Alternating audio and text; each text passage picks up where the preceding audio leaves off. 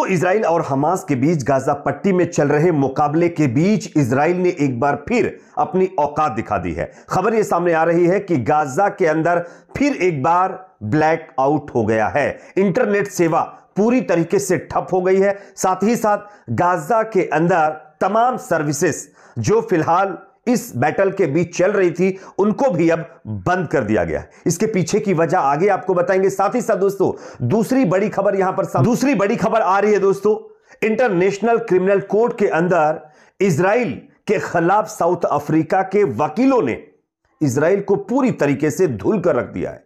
किस तरीके से, इसका एक वीडियो वायरल हुआ है। जो सुनवाई हुई है उसमें जो कुछ भी साउथ अफ्रीका की तरफ से वकीलों ने बातें कही हैं, ये आगे आपको हम सुनाने वाले हैं। साथ ही साथ तीसरा जो अपडेट गाजा बैटल को लेकर सामने आ रहा है वो ये है कि हूतियों के जो लीडर हैं उन्होंने अब अमेरिका और इजराइल को धमकी दी है।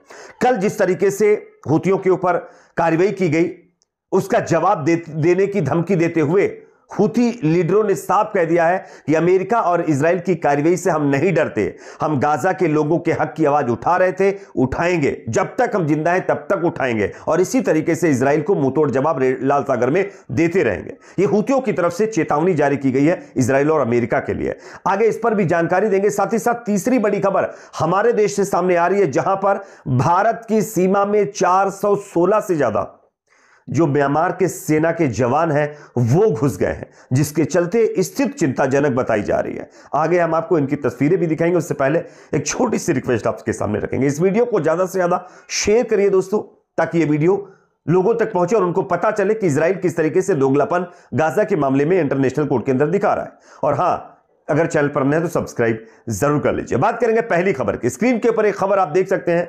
गाजा इज ब्लैकआउट अगेन, यानी गाजा फिर एक बार ब्लैकआउट हो चुका है। गाजा के अंदर जो मेन ऑपरेटर कंपनियां हैं उन्होंने अनाउंसमेंट कर दिया है कि इंटरनेट जो सेवा है वो पूरी तरीके से शटडाउन हो गई है, आउट ऑफ सर्विस हो गई है। साथ ही साथ कई और जो सर्विसेज गाजा के अंदर चल रही थी, जो रोजमर्रा की जिंदगी से जुड़ी हुई थी, उनको भी पूरी तरीके से कट ऑफ कर दिया गया है।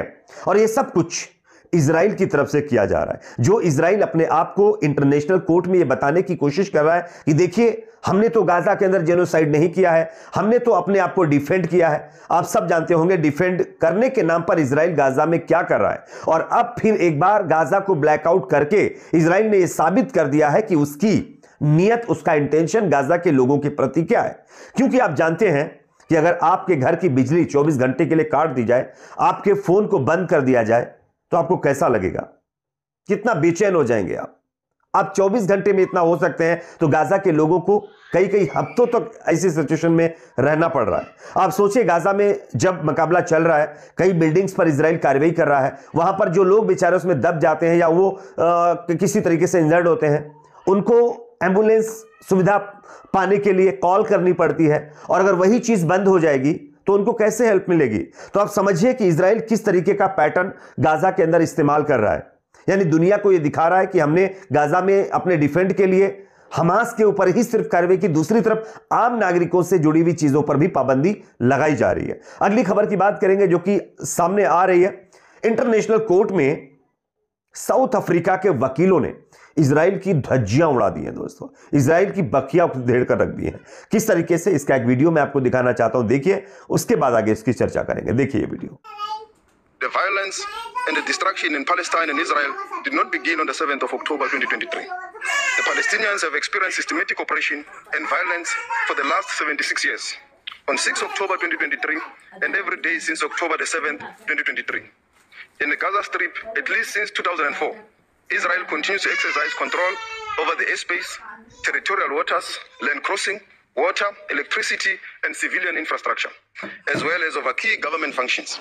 No armed attack on a state territory, no matter how serious, even an attack involving atrocity crimes, can provide any justification for or defense to breaches to the convention, whether as a matter of law or morality. तो जैसा कि दोस्तों आप लोगों ने ये video देख लिया है, इस वीडियो में आपने सुना कि साउथ अफ्रीका के न्याय मंत्री हैं ये, जो कि आईसीजे कोर्ट के अंदर इजराइल के खिलाफ अपने एविडेंस पेश कर रहे हैं और उन्होंने साफ तौर पर इजराइल के ऊपर क्या आरोप लगाए हैं ये आप सब जान सकते हैं। अफसोस तो इस बात का होता है कि जिन देशों को इजराइल के खिलाफ इंटरनेशनल कोर्ट में अर्जी लगानी चाहिए थी, याचिका लगानी चाहिए थी, वो देश आज खामोश बैठे हैं।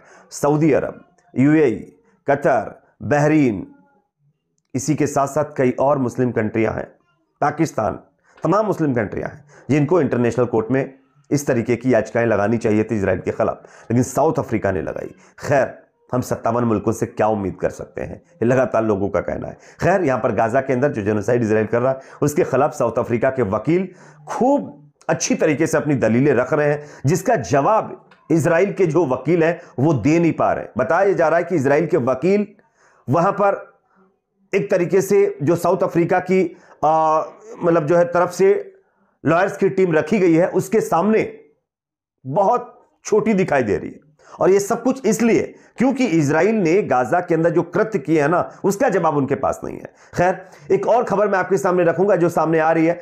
हूतियों ने अब अमेरिका और इजराइल को फिर से धमकी दी। जिस तरीके से कल यमन के अंदर आप लोगों ने देखा होगा हूतियों के कई ठिकानों पर कार्रवाई की गई, जिसमें बताया जा रहा है कि सिर्फ बिल्डिंगों को इजराइल और अमेरिका और यूके की तरफ से डिस्ट्रॉय किया गया, लेकिन यहां पर हूतियों ने उस कार्रवाई के बाद फिर एक बार इजराइल, अमेरिका, ब्रिटेन को धमकी दी है।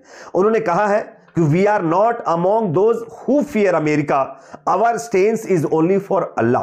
यानी सिर्फ हम अल्लाह से डरते हैं, हम किसी से डरने वाले नहीं हैं। आप जैसे चाहे वैसे कार्रवाई करिए, हम गाजा के लिए खड़े थे, खड़े हैं और खड़े रहेंगे, और आपके ऊपर इसी तरीके से कार्रवाई करते भी रहेंगे जब तक आप गाजा के अंदर आम नागरिकों को निशाना बनाना बंद नहीं करते। एक और खबर मैं आपके सामने रखूंगा जो कि सामने आ रही है हमारे देश की सीमा से। म्यांमार सीमा के पास हमारे देश में 416 से ज्यादा म्यांमार के जो जवान हैं, जो सैनिक हैं, वो घुसे हैं। दोस्तों, मैं आपको स्क्रीन पर खबर दिखा रहा हूं, देख सकते हैं आप। भारतीय सीमा में घुसे म्यांमार के 416 सैनिक, स्थिति चिंताजनक। जर्नो मिरर की तरफ से इस खबर को ब्रेकिंग न्यूज में चलाया गया है। तब आप बताइए, बड़ी बड़ी डींगे मारने वाली पार्टी के नेता इस पर खामोशी इख्तियार करके बैठे हुए हैं।